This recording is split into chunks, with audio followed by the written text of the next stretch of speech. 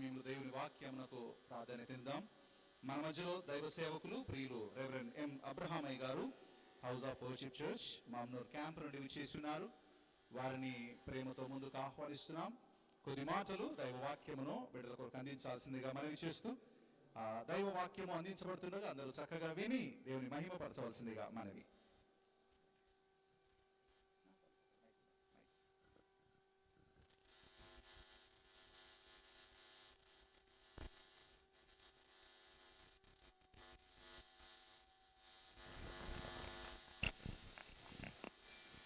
మంచిది. మరి బాలు మహేంద్ర నిర్గిమ ఒక మ్యారేజ్కి ప్రేమతో మమ్మల్ని ఆహ్వానించిన కుటుంబ సభ్యులకు, వేదికను అలంకరించిన స్థానిక సంఘ కాపరి, అలాగే మ్యారేజ్ రిజిస్టర్ గారు రెవరెండ్ బి రవినందన్ అయ్య గారికి, అలాగే వేదికను అలంకరించిన సీనియర్ దైవజనులు షెడ్రిక్ పాస్టర్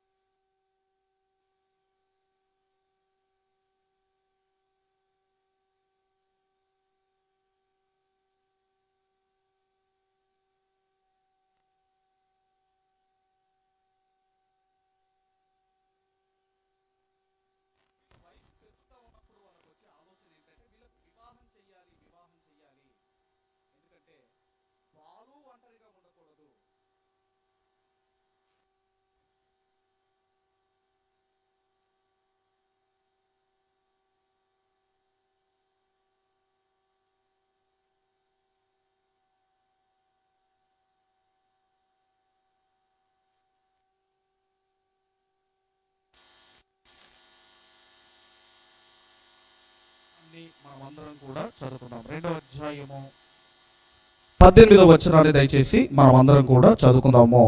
మరియు దేవుడైన యెహోవా, నరుడు ఒంటరిగా ఉండుట మంచిది కాదు, వానికి సాటి అయిన సహాయమును వాని కొరకు చేయుదుననుకొనెను.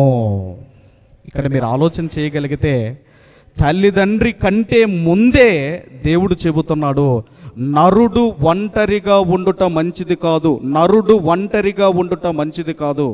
ఎందుకంటే మన ఆలోచనలు ఏంటంటే అతనికి బట్టలు పిండాలి, అతనికి వండి పెట్టాలి, ఇవన్నీ నా వల్ల ఎక్కడవుతాయి, వాళ్ళకు ఒక భార్యను చేసి పెడితే ఆమె అన్ని చూసుకుంటుందని మన ఆలోచనలు. కానీ దేవుని ప్లాన్, దేవుని సంకల్పం వేరే ఉంది. ఆయన అంటున్నాడు, నరుడు ఒంటరిగా ఉండుట మంచిది కాదు, మంచిది కాదు. ఎందుకు మంచిది కాదు అంటే ఆయనకు ఒక ప్లాన్ ఉంది, ఒక సంకల్పం ఉంది. అది ఏంటి అన్నప్పుడు ఆదికాండం 1వ అధ్యాయము 28వ వచనంలో మీరు చూడగలిగితే, దేవుడు వారిని ఆశీర్వదించెను, ఎట్లనగా మీరు ఫలించి అభివృద్ధి పొంది విస్తరించి భూమిని నిండించి దానిని లోబరుచుకొనుడి. ఇక్కడ ఏమంటున్నాడు అంటే భూమి మీద మనుషులు రావాలి, దేవునికి పిల్లలు కావాలి, పిల్లలు కావాలి. అందుకే మీరు ఫలించండి, మీరు విస్తరించండి, మీరు భూమిని నిండించండి, నిండించండి. ఇప్పుడు భూమిని పిల్లలతో నిండించాలి అంటే ఆదాము ఒంటరిగా ఉండుట మంచిది కాదు, మంచిది కాదు. అందుకే సామెతల గ్రంథంలో కూడా ఒక మాట ఉందండి. దయచేసి సామెతల గ్రంథము 18వ అధ్యాయము, సామెతల గ్రంథము 18వ అధ్యాయము 2వ వచనాన్ని మనం అందరం చదవగలిగితే, భార్య దొరికిన వానికి మేలు దొరికెను, అట్టివాడు యెహోవా వలన అనుగ్రహము పొందినవాడు. భార్య దొరికిన వానికి మేలు దొరికెను. పురుషుడు ఒంటరిగా ఉంటే మేలు లేదు, గుర్తుంచుకోండి. పురుషుడు ఒంటరిగా ఉంటే మేలు లేదు, మేలు లేదు, మేలు లేదు. ఎప్పుడు అతనికి మేలు జరుగుతుంది అంటే, భార్య దొరికిన వానికి మేలు దొరికెను, మేలు దొరికెను. అందుకే దేవుడు అంటున్నాడు, నరుడు ఒంటరిగా ఉండుట మంచిది కాదు. అందుకే ఆదామునకు మరి భార్యగా ఇదిగో అవ్వనిచ్చాడు, వారిని జతపరిచినట్లుగా బైబిల్ గ్రంథంలో మనం చూస్తున్నాం. ఇక మ్యారేజ్ అయిపోయిన తర్వాత ఏం చేయాలో దేవుడు మరి పండంటి కాపురానికి చాలా ఉన్నాయండి ఫార్ములాలు. ఒక 25 ఫార్ములాలు ఉన్నాయి భార్యాభర్తలకు. కానీ ఒక 2 బైబిల్ గ్రంథంలో మనం చూడగలిగితే, ఒక 2 ఇవి చాలా సందర్భాల్లో రాయబడ్డాయి. ఏమని రాయబడ్డాయి అంటే, కొలసి పత్రికలో కానివ్వండి, ఈ ఎఫెసీ పత్రికలో కానివ్వండి, ఏమని రాయబడ్డాయి అని మనం ఆలోచన చేయనప్పుడు, భర్తలారా మీ భార్యలను ప్రేమించండి. భర్తలారా మీ భార్యలను ప్రేమించాలి. ఎందుకు ప్రేమించాలి? ఇప్పుడు బాలు కావచ్చు, మరి మ్యారేజ్ చేసుకోబోయే నిర్గమను ఎందుకు ప్రేమించాలి? ఎందుకు ప్రేమించాలి అంటే, నిన్ను నమ్మి వాళ్ళ తల్లిదండ్రులను, వాళ్ళ అన్నదమ్ములను, వాళ్ళ ఫ్యామిలీని, వాళ్ళ బంధువర్గమును అందరినీ విడిచిపెట్టి నిన్ను నమ్మి నీతో రావడానికి ఆమె ఇష్టపడి నిన్ను నమ్మి వస్తుంది గనక దేవుడు అంటున్నాడు, భర్తలారా మీ భార్యలను ప్రేమించండి, ప్రేమించండి, ప్రేమించండి. ఇక రెండో విషయం ఏంటంటే భార్యలకు చెప్పాడు. భార్యలకు ఏం చెప్పాడు అంటే, భార్యలారా మీ స్వపురుషులకు లోబడి ఉండండి అని 3 సార్లు క్రొత్త నిబంధనలో చెప్పాడండి. 3 సార్లు లోబడండి. భార్యలారా మీ భర్తలకు లోబడండి. ఇప్పుడు ప్రమాణాలు చేయిస్తారండి, ఆ మందు ఈ మందు ఎన్నో చెప్పి, అమ్మ లోబడండి అంటే ఎంతమంది లోబడుతున్నారు? భర్త ఏమో భార్యను ప్రేమించాలి, భార్య ఏమో భర్తకి లోబడాలి, విధేయత చూపించాలి, ఒబీడియంట్గా ఉండాలి. ఎప్పుడు లోబడతారంటేనండి, నీ భర్తను చూసినప్పుడు ఆయన నా యజమాని, ఆయన నా బాస్, నా యజమాని అనుకున్నప్పుడే భార్యలు లోబడతారు. అందుకే పాత నిబంధనలో స్త్రీలట, శారమ్మ కానివ్వండి, పాత నిబంధనలో ఉన్న స్త్రీలట వాళ్ళ యజమానులు అనుకున్నారట, భర్తలను యజమానులు అనుకొని లోబడ్డారు, దేవుని నుండి దీవెనలు పొందుకున్నారు. కాబట్టి 2 అండి కుటుంబము, పండంటి కుటుంబానికి 2 ఫార్ములాలు. ఒకటి ప్రేమించండి, 2వది లోబడండి. మరి ఎందుకు ఒంటరిగా ఉండకూడదు, ఎందుకు దేవుడు జతపరిచాడో చివరిగా ఈ మాట చూసుకొని ముగించుకుందాము. దయచేసి ప్రసంగి గ్రంథము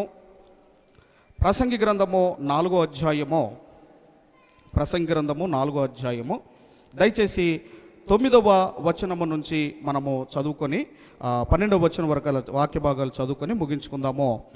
ఇద్దరి కష్టము చేత ఉభయులకు మంచి ఫలము కలుగును గనుక. ఇద్దరి కష్టం అంటేనండి, భార్యాభర్తలు ఇద్దరూ సంపాదిస్తున్నారు అనుకోండి, ఇక వాళ్ళకి ఏ లోటు ఉంటుందో మీరు ఆలోచించండి. ఇద్దరు గవర్నమెంట్ ఎంప్లాయీస్ అనుకోండి, ఇంకా లోటు ఉండదు. కాబట్టి ఇద్దరి కష్టము చొప్పున ఉభయులకు మంచి ఫలము కలుగును. ఒంటిగాడై ఉండుట కంటే ఇద్దరు కూడి ఉండుట మేలు. ఒంటిగాడై ఉండుట కంటే, ఒంటరిగా ఉండుట కంటే ఇద్దరు కూడి ఉండుట మేలు. ఎందుకు మేలు అంటే, వారు పడిపోయినను ఒకడు తన తోటివాడిని లేవనెత్తును. అయితే ఒంటిగాడు పడిపోయిన ఎడల వానికి శ్రమయే కలుగును, వానిని లేవనెత్తువాడు లేకపోవును. ఎందుకు దేవుడు ఆదాము అవ్వను జతపరిచాడు అంటే, ఒకవేళ ఆదాము పడిపోతే అవ్వ లేవనెత్తాలి, ఒకవేళ అవ్వ పడిపోతే ఆదాము లేవనెత్తాలి. భార్యకు భక్తి ఉంటే ఇదిగోనండి భర్తను మార్చుకోవాలి, భర్తకు భక్తి ఉంటే భార్యను మార్చుకోవాలి. ఒకరు పడిపోతే ఒకరిని లేవనెత్తడానికి దేవుడు జతపరుస్తున్నాడు. చివరిగా ఇద్దరు కలిసి పండుకొని ఎడల వారికి వెట్ట కలుగును, ఒంటిగానికి వెట్ట ఎలాగు పుట్టును. ఒంటరియగు నొకని మీద మరి ఒకడు పడిన ఎడల ఇద్దరు కూడి వానిని ఎదిరింపగలరు, 3 పేటల తాడు త్వరగా తెగిపోదు కదా అంటున్నాడు. 3 పేటల తాడు అంటున్నాడు. 2 పేటల తాడు అంటే భార్యాభర్తలు, మరి 3వ తాడు, ఈ 3 పేటల తాడు ఎవరు అంటేనండి, ఈ ఇద్దరు భార్యాభర్తలు ఇదిగోనండి, ఆ 3వ తాడే ఎవరో కాదు, దేవునితో వీళ్ళు యూనిట్గా ఉండాలి, దేవునిలో ఉండాలి. దేవునితో వీళ్ళు గనక దంపతులు ఉండగలిగితే వారి కుటుంబము అద్భుతముగా, ఆశీర్వాదకరముగా, దీవెనకరముగా ఉంటుంది. కాబట్టి మనం ఆలోచన చేయగలిగితే మరి ఈ మాటలు, ఒకరు పడిపోయిన ఒకరు లేవనెత్తాలి అని, ఒకరికి ఒకరు లోబడాలి అని, భార్యనైతే ఇదిగోనండి భర్త ప్రేమించాలి అని, ఇవన్నీ కూడా చాలా విషయాలు బైబిల్ గ్రంథంలో దేవుడు రాయించాడు.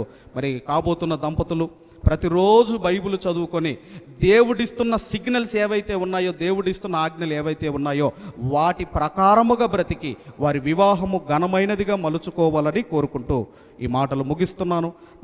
నాకు ఈ అవకాశం ఇచ్చిన స్థానిక సంఘ కాపరి గారికి మా తరపున, మా సంఘం తరపున కృతజ్ఞతలు తెలియజేస్తూ థ్యాంక్ యూ.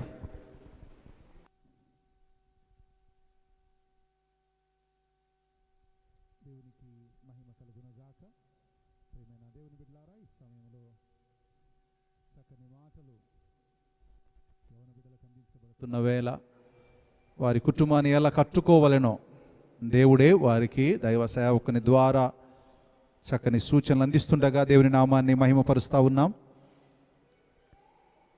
బాలు, నీ జీవితము గొప్పగా ఉండాలి అంటే వాక్యం సెలవిస్తున్న మాట, నీ హృదయము ప్రేమతో నింపబడాలి. అందరినీ విడిచి వచ్చే నీకు తోడుగా నిలబడబోతున్నటువంటి నీ సహధర్మచారినిగా నిలబడబోతున్నటువంటి నిర్గమను ప్రేమించగలిగితే అంతకంటే మిన్నేమీ లేదు. నిర్గమమ్మా, ఇంతవరకు నువ్వు పుట్టింట ఎలాగైతే అందరి ప్రేమకు పాత్రలవయ్యావో అలాగే నువ్వు వెళ్ళే చోట కూడా అందరి ప్రేమకు పాత్రలు కావాలి అంటే లోబడే తత్వము కావాలి. దేవుని నామాన్ని స్తుతిస్తా ఉన్నాను. ప్రియమైన దేవుని బిడ్డలారా, ఈ దినం